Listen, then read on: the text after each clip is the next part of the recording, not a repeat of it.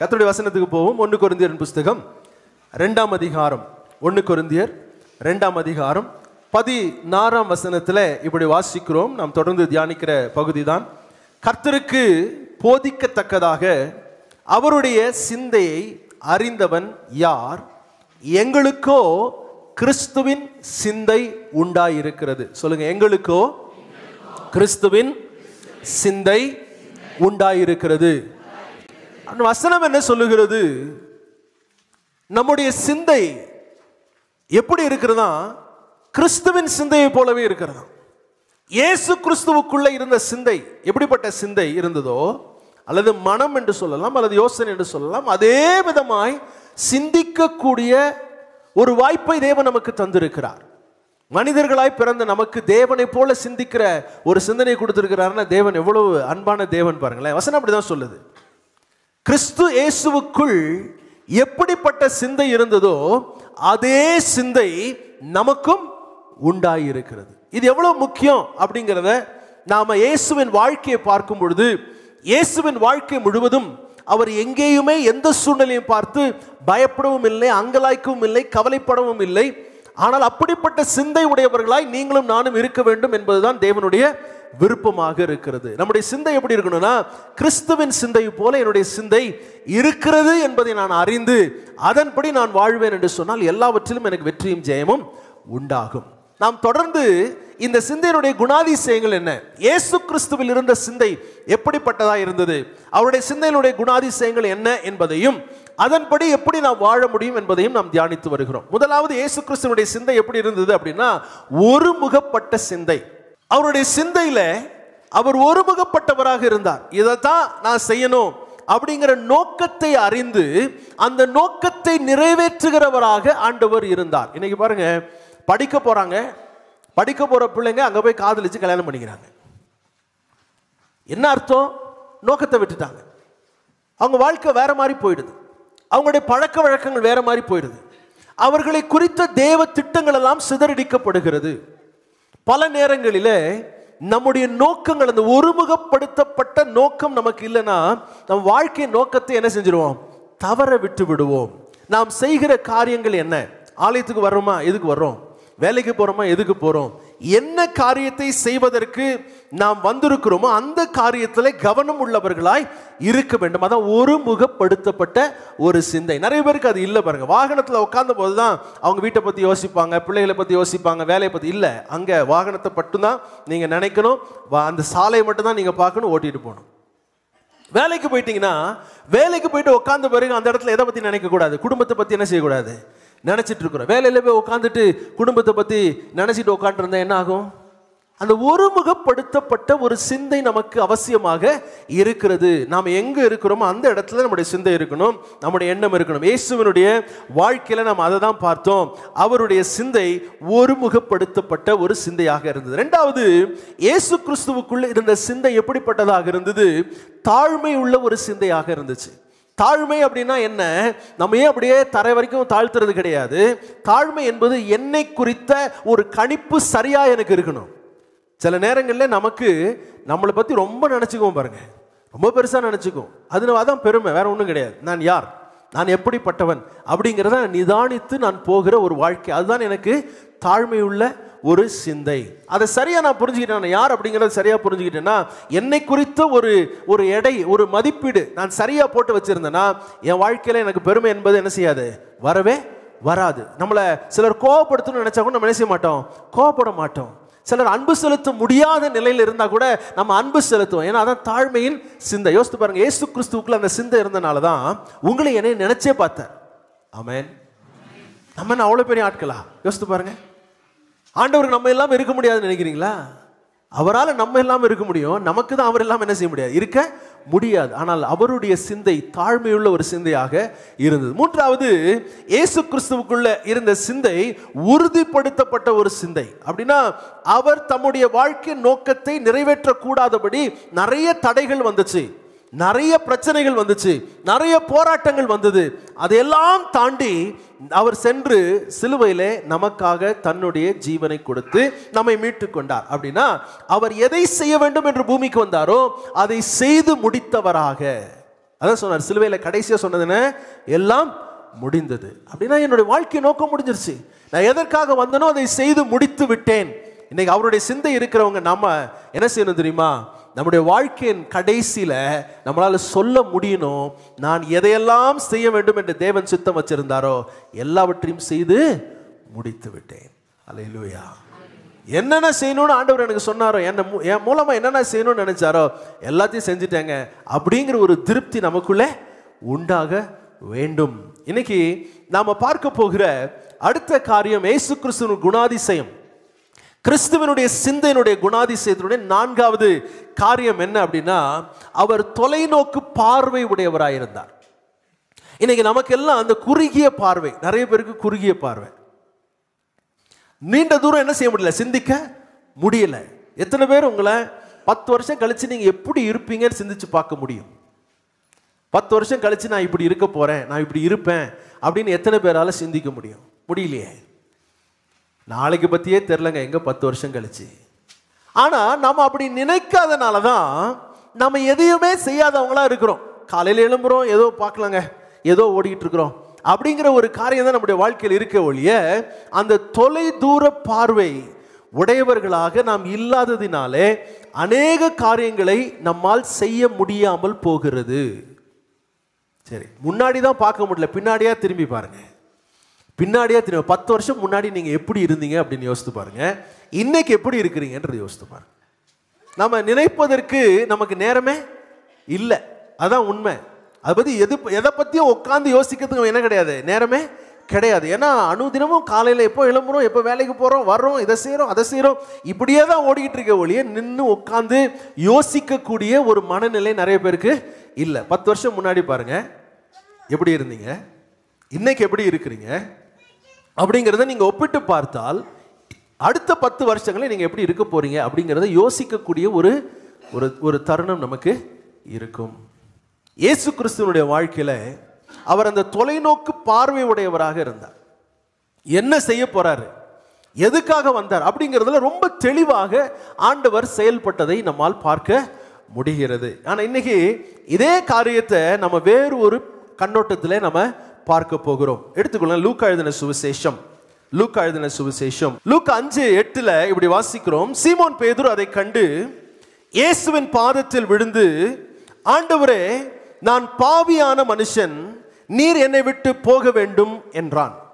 இந்த லூக்கா 5ஆம் அதிகாரத்தில் நீங்க பார்த்தீங்க அப்படின்னு சொன்னா, கெனசரேத்து கடல் அருகே இயேசு நடந்து போறாரு. நடந்து போகும்போது அவர் அந்த கடல்ல 2 படகுகள் ஓரமாய் நிற்கிறதையும், மீனவர்கள் இறங்கி வலைகள் என்ன செஞ்சிட்டு இருக்கிறாங்க, அலசி கொண்டிருக்கிறதையும் ஆண்டவர் பார்த்து, ஆண்டவருடைய பிரசங்கத்தை கேட்கறதுக்கு பெரிய கூட்டம் நிற்குது. அவர் ரொம்ப நெருக்குறாங்க. அவரை ரொம்ப நெருக்கின உடனே ஆண்டவர் என்ன சொல்றாரு, ஒரு காலியான படகுல ஏறி உட்கார்றாரு. வசனம் சொல்லுகிறது, அந்த படகு யாருடையதா இருந்தா, சீமோன் பேதுரு என்ற மனுஷனுடைய படகா இருந்து. அவர் யாரு, மீனவன். அவர் தான் அந்த படகுடைய சொந்தக்காரர். அவர் வலைகளை என்ன செஞ்சுட்டு இருக்கிறாரு, சுத்தம் பண்ணிட்டு இருக்காரு. ஏன் வலைகளை சுத்தம் பண்றாரு, ராத்திரி எல்லாம் போய் மீன் பிடிச்சு எல்லாம் முடிச்சுட்டு இன்னைக்கு வலைகள் எல்லாம் அன்னைக்கு ராத்திரி போறதுக்காக ஆயத்தம் பண்ணுவதற்காக எல்லாத்தையும் சுத்தம் பண்ணி வச்சுட்டு அவங்க வீட்டுக்கு போயிடுவாங்க. பின்ன அன்னைக்கு ராத்திரி திரும்பவும் வந்து அந்த வலைகளை எடுத்துட்டு கடலுக்குள்ள போய் மீன் பிடிப்பாங்க. அப்படிப்பட்ட ஒரு சூழ்நிலையில ஆண்டவர் என்ன பண்றாரு, காலி படகுல ஏறி உட்காந்து அவன்கிட்ட சொல்றாரு, கொஞ்சம் படகு என்ன பண்ண, கொஞ்சம் தள்ளி போடு அப்படின்னா ஜனங்கள் என்ன செய்ய மாட்டாங்க, நெருக்க மாட்டாங்க. என்னால் நல்லா பிரசங்கம் பண்ண முடியும், ஜனங்களுக்கு கேட்க முடியும். என்ன நினைச்சாருன்னு தெரியல. பேதுரு ஒன்றும் சொல்லாது, ஏன் என்னுடைய படகு இதில் ஏன் உட்கார்றீங்கலாம் கேள்வி கேட்கல, பேசாமல் இருக்கிறாரு. கொஞ்சம் படகு தள்ளி நின்று ஆண்டவர் என்ன செய்கிறார், பிரசங்கம் பண்ணிக்கிட்டே இருக்கிறார். எப்போ ரொம்ப முக்கியமான நேரம் இந்த பிரசங்கத்தின் நேரம். ஆராதனை எவ்வளோ முக்கியமோ அவ்வளோ முக்கியத்தை எது கொடுக்கணும், பிரசங்கத்துக்கு கொடுக்கணும். ஏன்னா இந்த வார்த்தை தான் நம்முடைய வாழ்க்கையை மாற்றக்கூடியது. வசனம் சொல்லுது, இந்த வார்த்தை ஆவியாகவும் ஜீவனாகவும் இருக்கிறதா. என்னவா இருக்குது, ஆவியாகவும் ஜீவனாகவும். எனக்கு வாழ்க்கையை மாற்றக்கூடியது இந்த வார்த்தை தான்.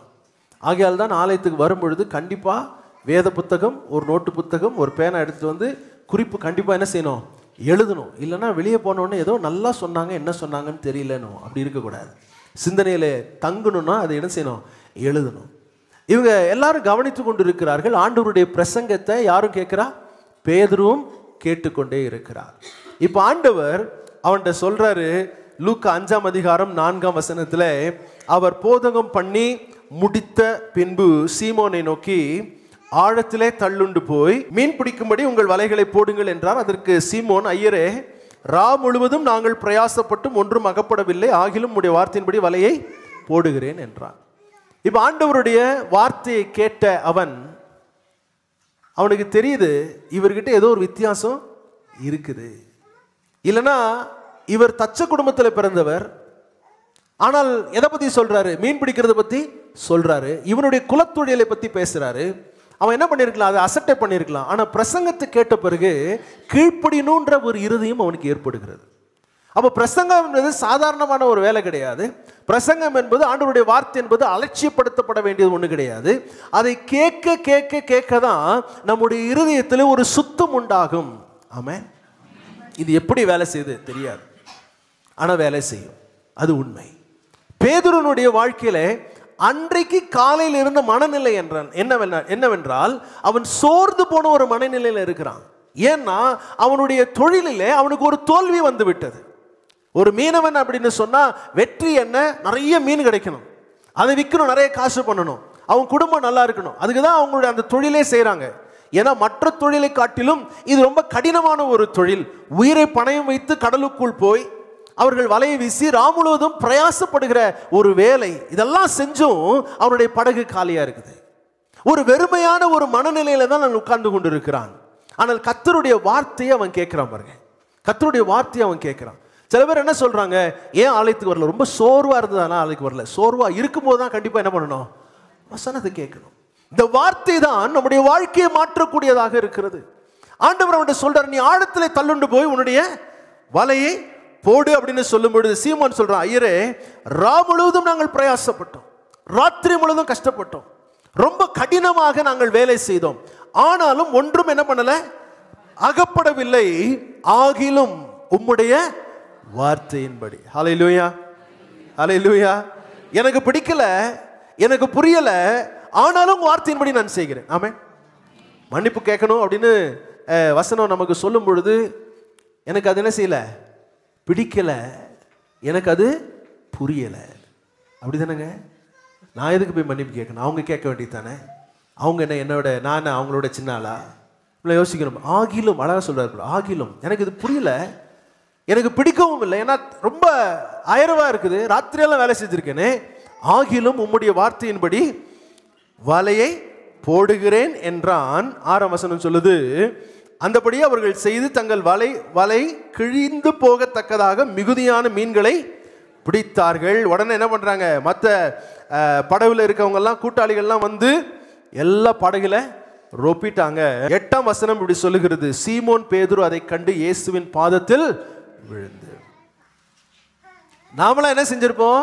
நமக்கு இப்படி ஒரு படகு முழுசா மீன் கிடைச்சதுன்னா, டாட்டா ஆண்டவரே, ரொம்ப சந்தோஷம், ராத்திரி கிடைக்காது, பகல்ல நீங்க என்ன பண்ணிட்டீங்க, கிடைக்க வச்சுட்டீங்க, நீங்க அதே அப்படியே போயிருங்க, நான் என்ன பண்றேன், இப்படியே மார்க்கெட்டுக்கு போயிடுறேன் இருப்போம். ஆனா இவன் சொல்ற வார்த்தையை பாருங்களேன். ஆண்டவரே என்ன சொல்றான்? ஆண்டவரே, நான் பாவியான மனுஷன். அவன் சொல்றான், ஆண்டவரே, நான் பாவியான மனுஷன், நீர் என்னை விட்டு என்ன செய்யணும், போக வேண்டும் என்றான். இப்ப நம்ம கிட்ட ஒருத்தர் வந்து இங்கிருந்து போங்க, இங்கிருந்து போங்க அப்படின்னு சொன்னா நம்ம என்ன பண்ணுவோம்? போயிரும். அதனால போங்க போங்கன்ட்டான் நம்மள. என்னைய போட்டான் அவன். இனி நான் அந்த கடைக்கு என்ன பண்ண மாட்டேன், வரவே மாட்டேன். இனி உங்க வீடு நான் என்ன செய்ய மாட்டேன், மிதிக்க மாட்டேன். ஆண்டவர் அவனை பார்த்து ஆண்டவர் சொல்ற வார்த்தையை கவனிங்களேன். 5ஆம் அதிகாரம் 10ஆம் வசனம், சீமோனுக்கு கூட்டாளியான செபதேயுவின் குமாரராகிய யாக்கோபும் யோவானும் அந்தபடியே பிரமித்தார்கள். அப்பொழுது இயேசு சீமோனை நோக்கி, பயப்படாதே. ஆண்டவர் என்ன சொல்றாரு?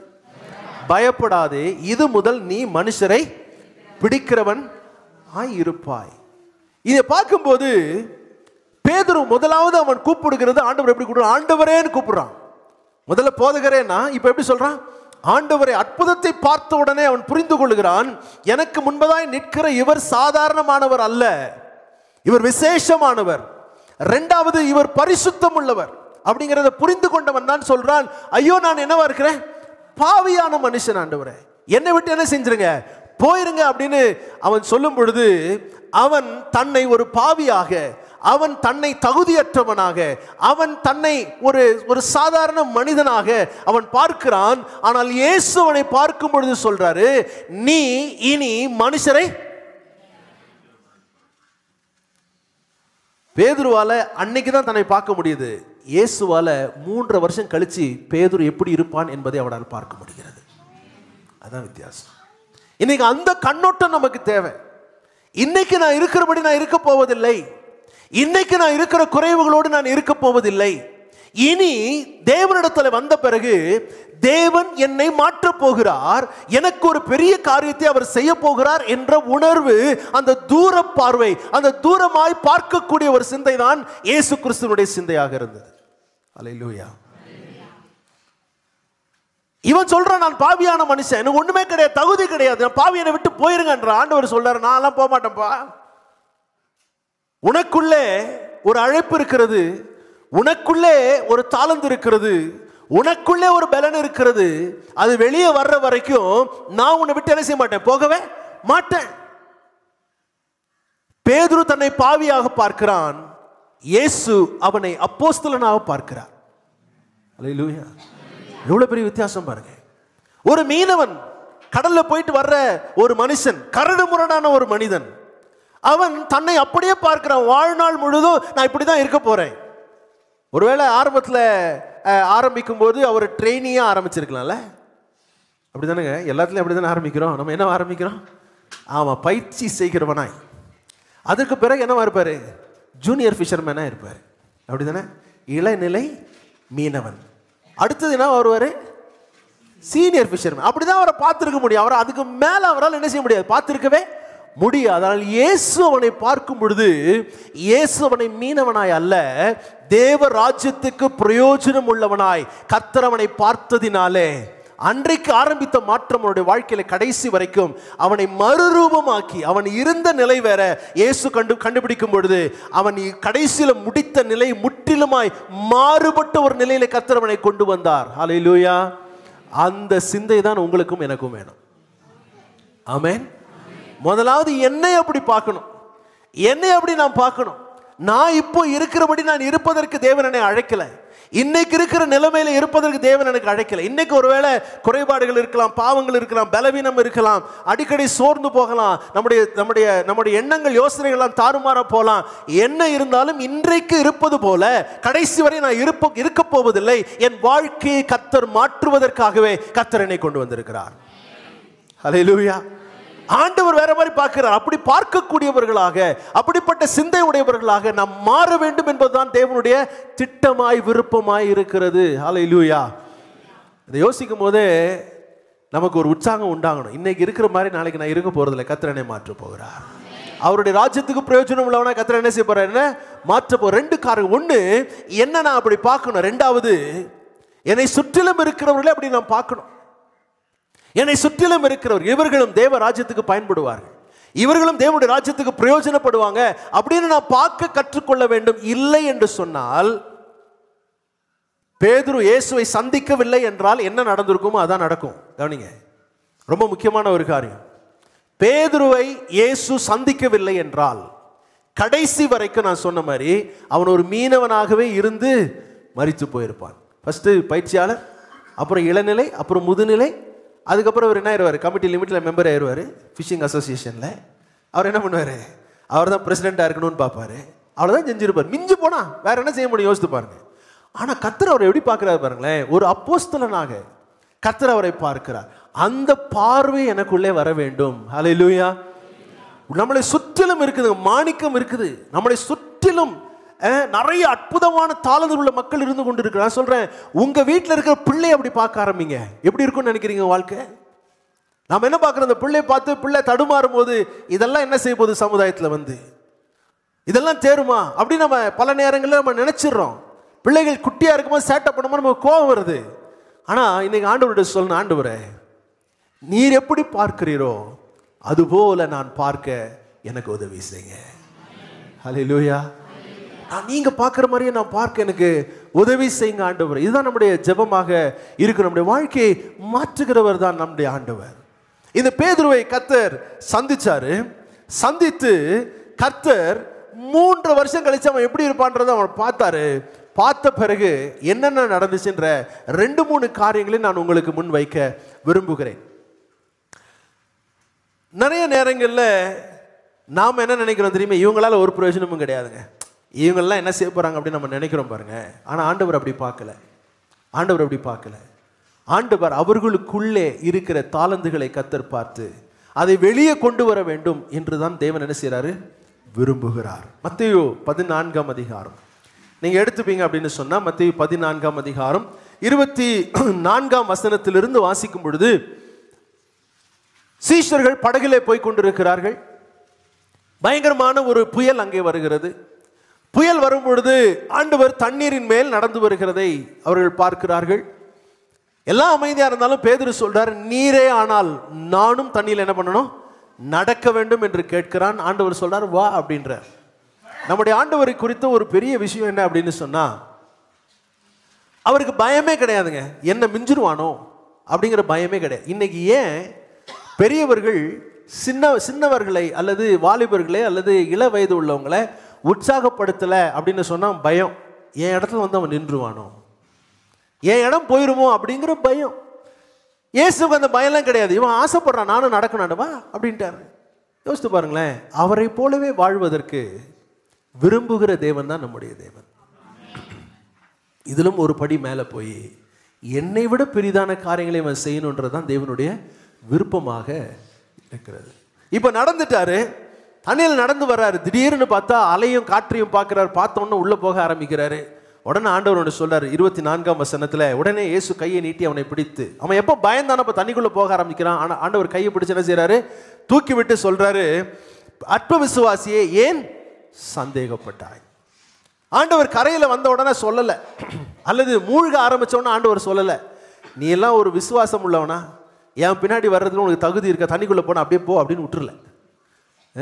மூழ்கின போயிரு, நீ போகிறது நல்லது. இருக்கிறத விட சில நேரம் நம்மகிட்ட பார்த்து சொல்லுவாங்களே, நீ இருக்கிறத விட இல்லாமல் இருந்தாலே நல்லது.